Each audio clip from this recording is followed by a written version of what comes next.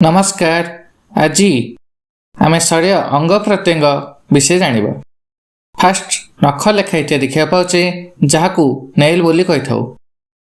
यापर नाकपड़ा जहाँ को नास्ट्रिल, शिरा को बेन, नाक को नोज, नाड़ी को पल्स, नाभि को नेबेल, आखिपता आईलिड, पंजरा रिब, प्लीहा स्प्लीन, पेंडा काफ, पित्त बाइल, पिठी बैक, बाहर पेट को बेली कहती एवं भीतर पेट को स्टोमाक कहती।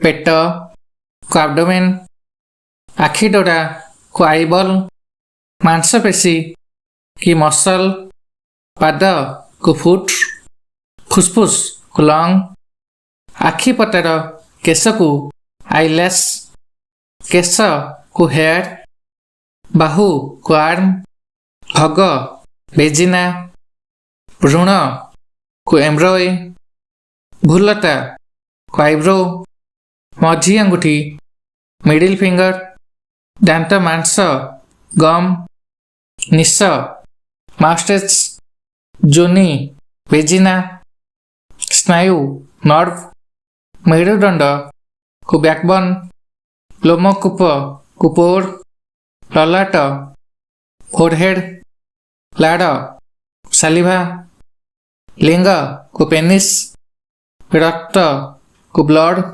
श्वासनली प्रच्छिया, मुठा को फिस्ट, पाटी बा मुख को माउथ, मूत्राशय यूरिनरी ब्लैडर, लिंगर अग्रभाग को ग्लैनस पेनिस, गंडी को ट्रंक, हाड़ को बोन, पापुली को पाम, कांधड़ हाड़ को कोलाइड बोन, हृदय को हार्ट एवं हाथ को हैंड बोली कही था।